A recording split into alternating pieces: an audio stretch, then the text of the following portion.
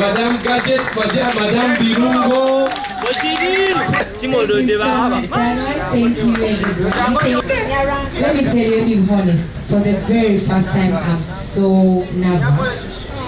I've had, like, this is going to be my fifth concert, but I'm nervous. You know why? Because 10 years, those are such a good news. Why are you getting a today? Because I feel like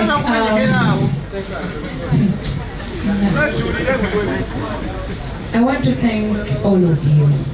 Mwena era kantandike nga mbatolera salamu. Assalamu alaikum wa rahmatullahi wa barakatuh.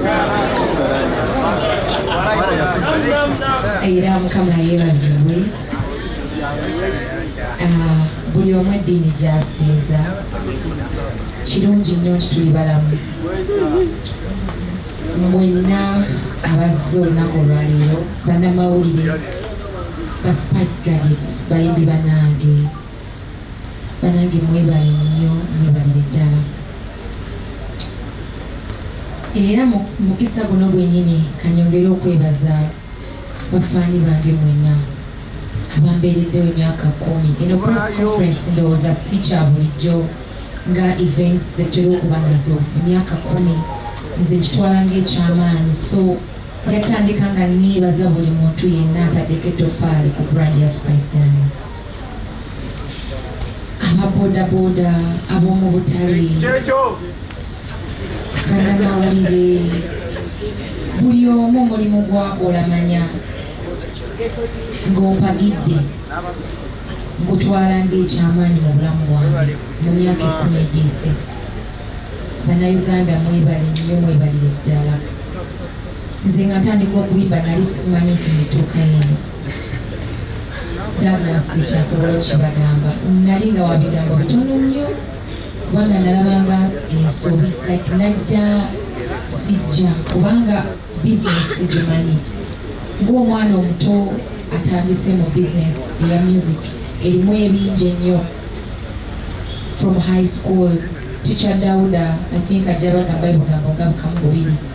Nasinkana naye nga ndi mu vaaki ya senior 4 bwe natandikira okwagala ebyokuyimba, era yandabanga buli kimu.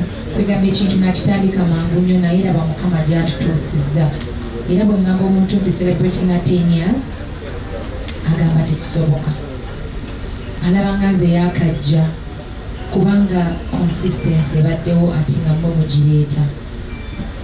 Munjagadde ebyensusso, nze nzira naawe n'ebigambo ne binzigwako.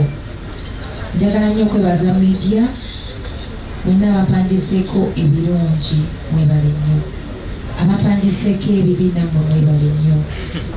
Mundaze ekkubo ettuufu, mungolodde, mumbuuliridde, mundaze ekituufu kye nina okukola nga muyita mu byenjawulo bye mumpandiikako.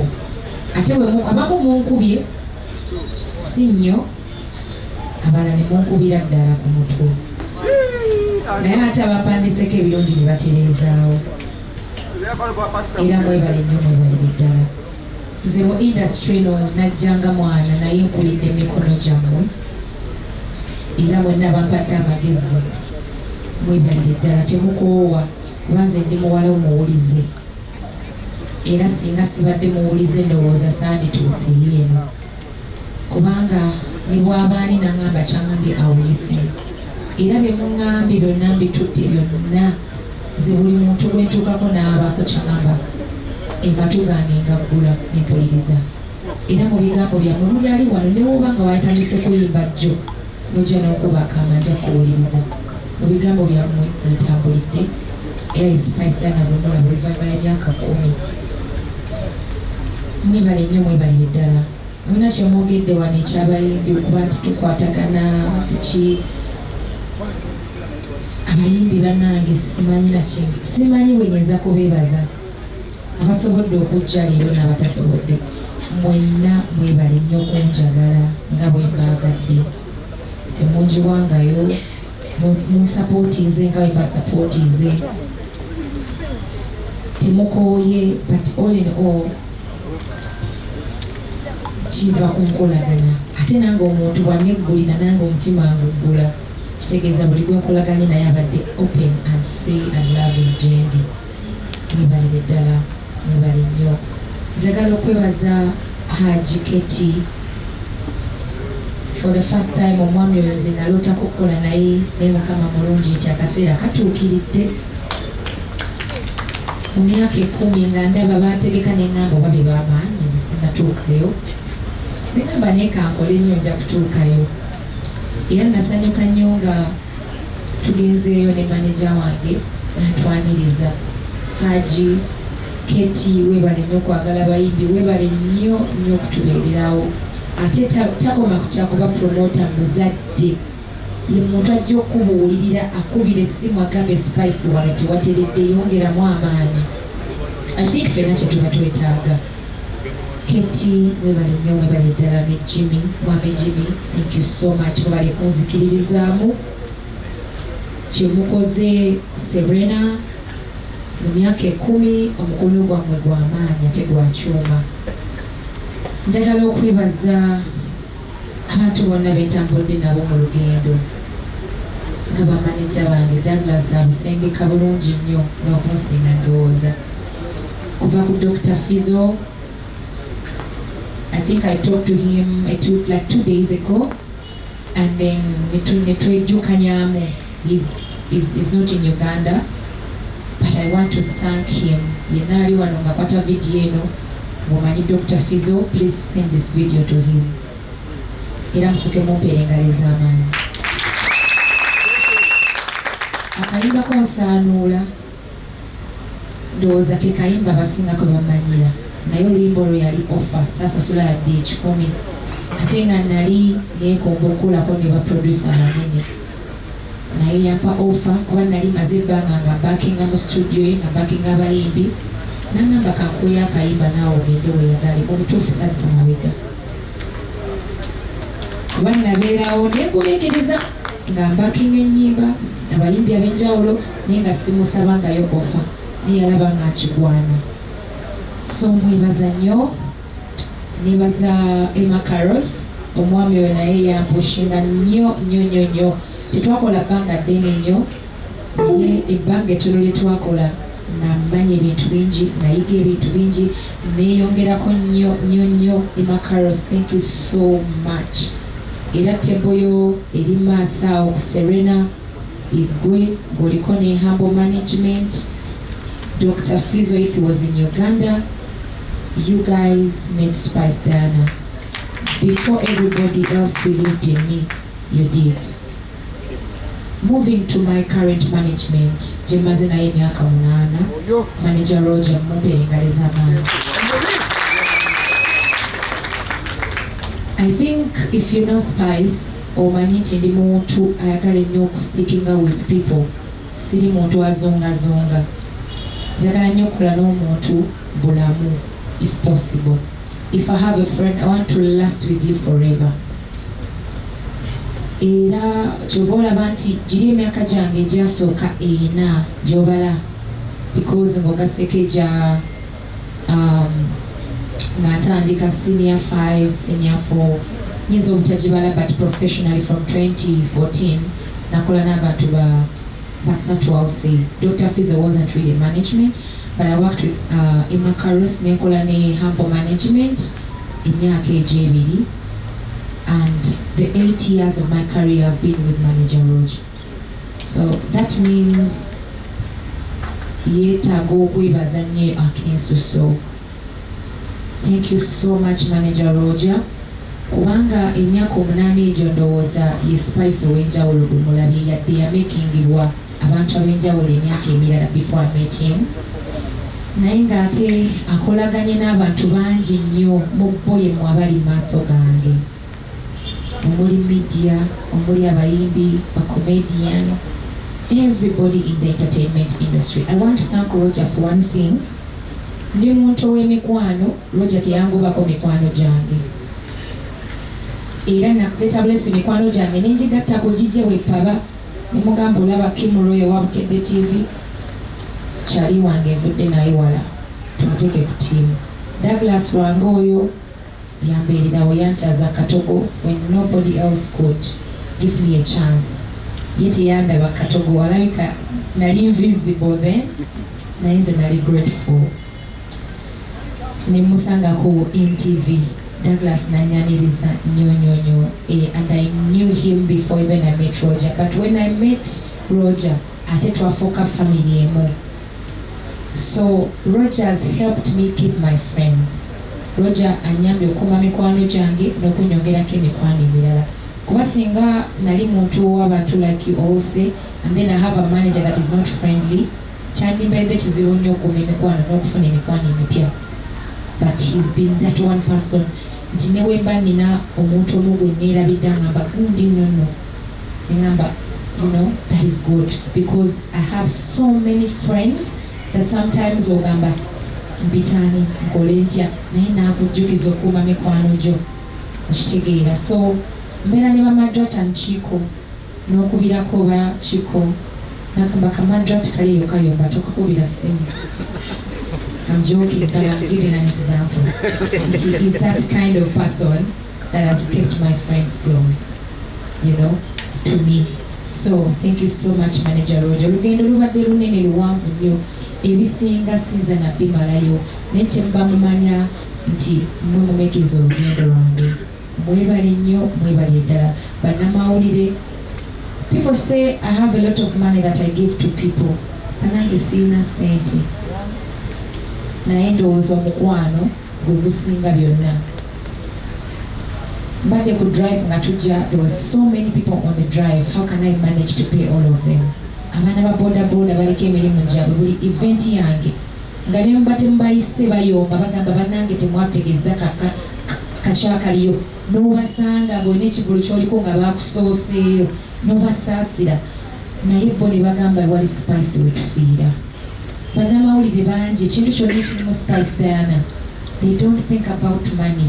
Oba omuyambe n'ozimuwa nga azze n'omuwayo ka transport, well and good, but you guys muyiyewo omubiri ku lwange. Mwasobodde okeera, nze ani asitula Rema n'amakula.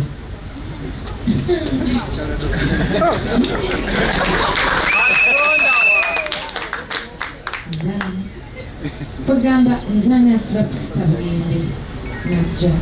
Pastor nabadde nkukyayemu naye mbadde nkulaba nga oli eno. And I'm so grateful for the prayers. Byombuulirira. Pastor yo lockdown nayita mu kaseera akazibu. Pastor yesitula nga najja ewange. Pastor n'ansabira. N'agamba Spice, all is going to be well. Era ng'akuceekingako kati oli otya. Pastor si kuba nti ndi bulungi kati natereera naye ku kyaki bagambe mbagala nnyo ate nzija. Because, you've given me your people. Era nzijukira bagamba singa saali wa mbogo simanyi kyandizeekaawo.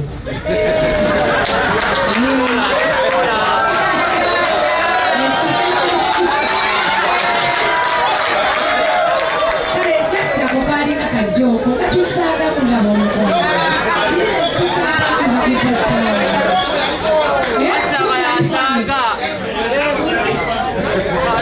Was it funny? It was not funny, but anyway, that's how much we are with Pastor. Pastor is not just a pastor, he's a friend to everyone. You understand? He's for everyone.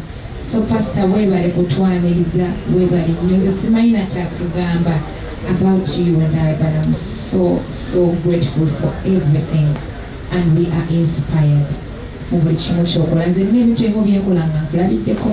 Loving people, giving back.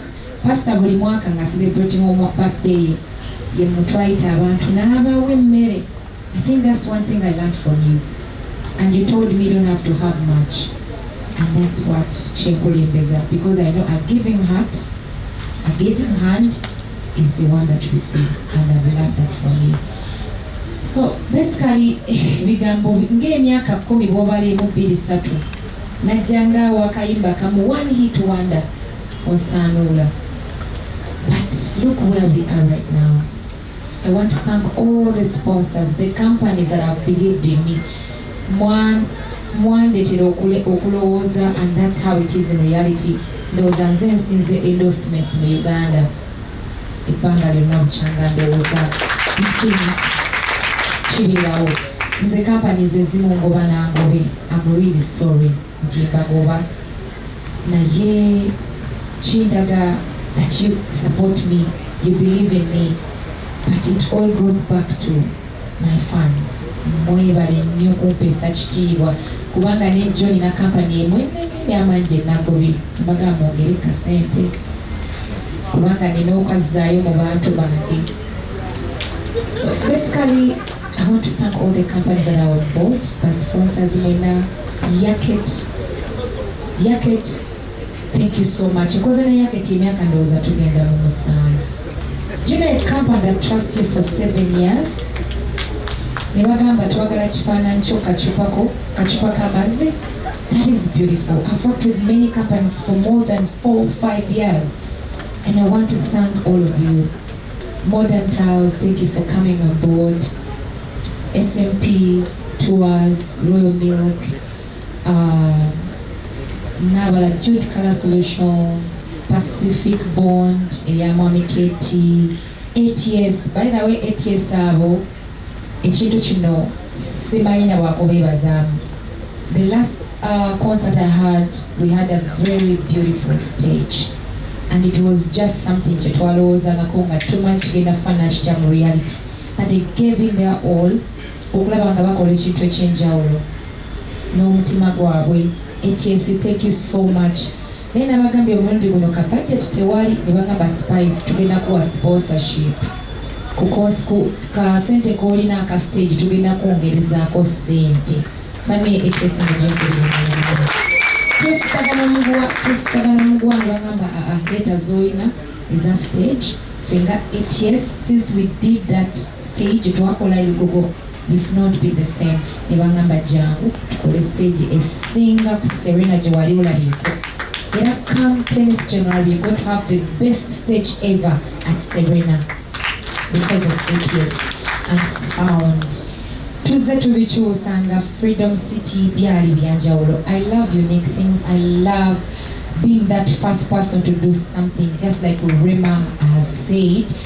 Si kyangu omuntu okuwa bimuli byonna eyanza mama neyanziride.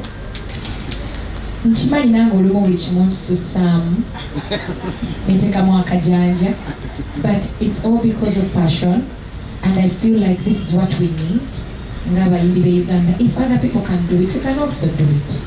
And then our fans deserve ekintu ekirungi. We used to have conferences nga muteekawo obutebe na katent. But I want to assure you, this is something beautiful as a press conference. Aba media ringa mugamba banange tent yegwa muterezaawo ekitundu baali muli ku press conference. But isn't this really beautiful? Media, please tell me. Tukikola namwe mufune content omulungi, because apparently tulabibwa abantu bangi nnyo and we want to give something really good. Ne bafaani baffe batwenyumirize as an industry ekula. Tubenga buli kaseera abantu are taking up for granted. All these companies want to come on board just because you're doing something really amazing. So kugamba bingi birina okwogera bannange simanyi buli muyimbi first gender bawano we have a story fenna. Nina kyenyinza okwogera ku Martha Mukisa, nina kyenyinza okwogera ku ba B2C, nina kyenyinza okwogera ku everybody. Uncle Ronnie, thank you so much for everything. Margaret and Chico, the Bent Boys, simanyi kyakwogera. And then I've seen Jackie Chandiru omukyalo yanjagala nnyo omu ku bantu abanchekingako every time. She calls and like, Spice, are you okay? You know, something like that from Jackie Chandiru. Beautiful. So I've seen her around, but ibona wali mugambe mwagala nnyo. So I don't know what to say, Chidako, but I'm really grateful. Know for now. If there's anything I have to, say again, Jakoma Wanchibagambe, but thank you so much, Douglas. Thank you for being part of my journey. Thank you for being my mentor. My Douglas oyo mutawanya. Webamu n'oluzungu we lutawaniza nga mukubira Douglas kano nkawandika ntya. I'm not lying to you. Douglas, how do you go about this? If you want to answer a question, manyi ng'omuntu aludde mu media, bwakugaidinga omanya what to say, what to do. Era buli mwimbi ali wano munange amatumo gagule for everybody. Let anyone tell you kyonna kyayagala. Tuwulirize abantu abatuwa advice because tuna actinga nga abamanyi buli kimu. Nze njagala nnyo omuntu ambuulire. Era temukoowa kumpa magezi. Yenna aliyo nga oyagala okumbuulira, it is fine. Tell me whatever it is because nze nkulidde emikono gyammwe. Everything I've learned ku mulimu guno nkiyize nga ndi nammwe. So thank you so much. I want to call upon all my fans. Buli muntu anyumiddwa Spice Dana for the 10 years egiyise. Come and support me on the 10th January. Tuli ku Serena Hotel. Table ya $3,000,000. Tulinawo n'eze 5 n'eze 10. Nga kugamba ka Spice nze 10 yange njadikawa. Because I have some great fans that have really, supported me. Tickets go for $150. That is still a VIP show. Mubereyo tunyemerwe tujaguze emyaka 10 because it's not something ekyabulijjo tekiba regular omuyimbi okuyimbira emyaka 10. Banji ajja ku mwaka gumu n'agenda myaka 2 bataddamu bawuliriza. So thank you so much. Kaijuka ebikumba byange kansubire biri ready. Bane ya basi mumpelengaleza amaanyi. Omusajja oyo tumutawanya bangi but nze personally I think he's more than just my designer. He's my good friend. Omuntu gwengera nga basi nkuteeka ku nnyonyi kati tugenda noonya ngoye. And he's always there. Naleka emirimu gye. So thank you so much. Thank you. Mukama wojja obudde buno obumpa akuddizeewo. Mwebale nnyo mwebale. The Gadgets mbagala nnyo. Simanyi kyendibawa. Nina wa Spice Gadgets nga bo maze nabo emyaka gye njogerako 10 nga bali wano nange batudde. Emyaka 7, 8, 6. You guys mwebale nnyo kunjagala. Thank you so much Zari. Thank you and the entire team. Mbagala nnyo. Team Spice Dana Boda. You guys, Richard and the whole team. Mwebale nnyo kuliwa mubiri na buli kimu kyonna kimukolera Spice Dana. The entire team ya media banange mwebale bannamawulire. Mwebale ddala nnyo Tony kwagala nnyo. Omwami Tony nagenda ku UBC nga ndinya kaboda. Nga bamukuba ensanga okumulyango okunyingiza okumpisaawo twaleyo kasidi kange bazanye music. But I'm so happy is one person achali nange atenga talibeerawo n'anooma. Omanyi waliwo abatunoomedde nagamba Spice namulaba wano ng'atandika kati lwaki ali bw'atyo ng'ogezaako okitegeera ogezaako. You can't do everything for people but you're trying. So mwebale nnyo abasigadde n'ogw'omutima from day one nga wanjagalanga bwendi and you're still with me. Thank you Mukama abambeera omusinga ogwagala. Thank you so much, Spice Dana. Another round of applause for the star girl. Mwebale nnyo obugambo obwo.